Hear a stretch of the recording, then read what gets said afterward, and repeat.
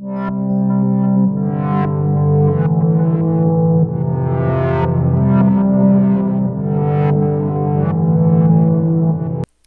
tarde, alunos. Espero que todos vocês estejam bem. E vamos para mais uma aula de ciências. Vamos finalizar o conteúdo sobre os solos, que nós estávamos falando na primeira parte na semana passada. E hoje esse conteúdo é bem rapidinho, que a gente vai falar sobre o perfil do solo, as camadas e os tipos de solos. Então, aqui nós temos um recorte do solo, né, em ilustrativo, para que vocês possam ver as camadas do solo. Então, vamos lá. O solo, ele é formado, nós vimos na última aula, através dos intemperismos, né, que vão dar origem, fazer com que a rocha, ela se origine o solo, ela se origine em solo, né, ela deu origem ao solo. E aí, nós vamos ver que essa rocha, também chamada de rocha-mãe ou rocha-matriz, ela se encontra lá no horizonte R, né? Onde ela não está alterada, né? Ela, rocha-matriz não alterada que deu origem ao solo. Sempre vai sobrar um pedaço dela, sempre vai sobrar uma parte dela, que vai resistir a esse processo de intemperismo. E a gente chama de horizonte R, onde está a rocha matriz. Acima da rocha matriz, existe a primeira camada, que é o horizonte C, onde fica essa camada mineral, pouco ou parcialmente alterada. Ela ainda tem bastante pedaços de rocha, fragmentos de rocha nela, mas ela já sofreu uma alteração, tá? E é o horizonte C. Acima do horizonte C, temos o horizonte B, que também é uma camada mineral pobre em matéria orgânica, rica em compostos de ferro e minerais resistentes como quartzo. Então aqui a gente tem um exemplo de também uma camada que tem bastante fragmentos de rochas, né, de minerais, e que é pobre em matéria orgânica. Então, por exemplo, para plantar nesse local aí não serve.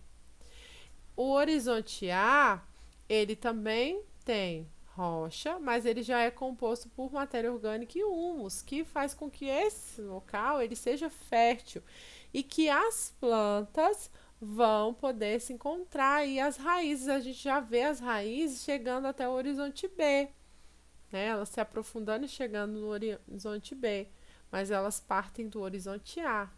E ali o último horizonte, que é o horizonte O, onde fica a camada orgânica superficial, as plantas mesmo, propriamente ditas.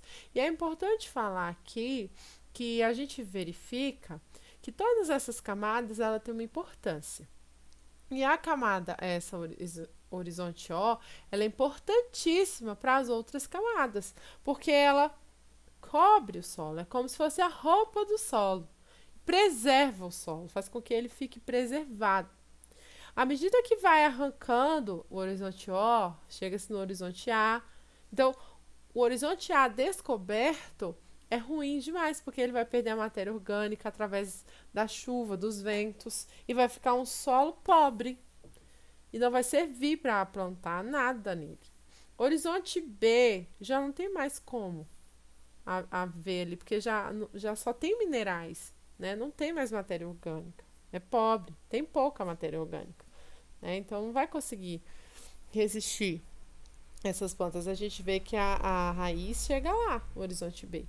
O horizonte C e o horizonte R nem precisa falar. Então, por isso que nos preocupa o desmatamento, né, o assoreamento, porque vai levar a esse processo de destruição do solo, que são as erosões, tá?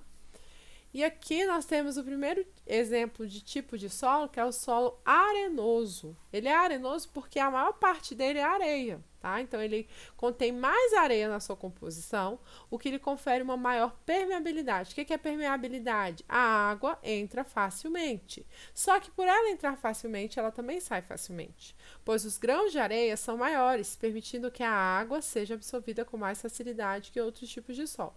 Porém, mais sujeitos à erosão. Porque como eles são, tem esses espaços entre os grãos de areia, O vento leva facilmente, a água leva facilmente, então são mais propensos a erosões. O solo argiloso, ele é constituído de mais de 30% de argila com relação às outras partículas sólidas. Então, aquele solo de barro mesmo.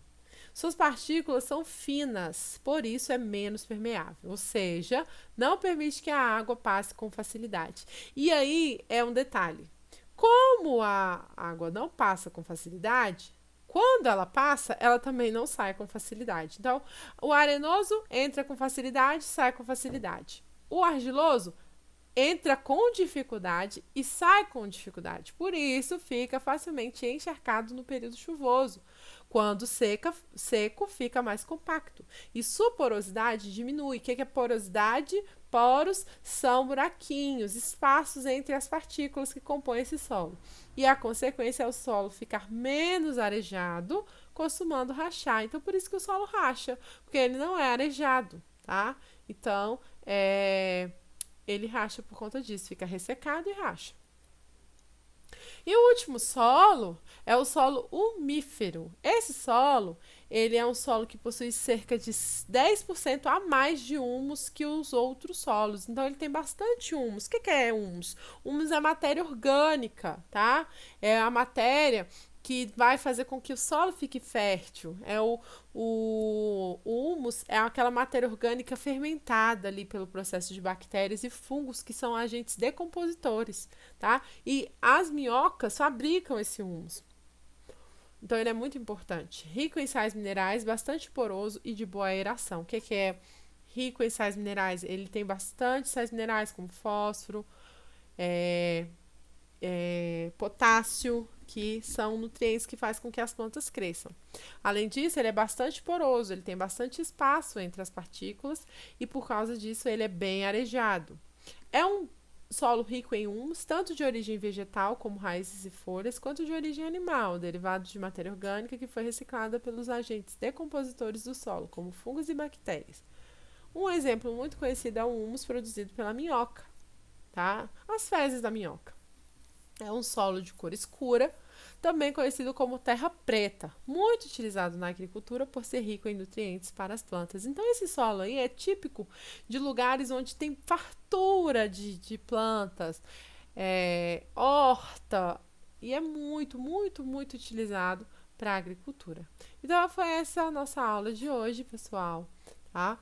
Bons estudos para vocês. Nós estamos finalizando o estudo sobre os solos. Um beijo para vocês, até a próxima.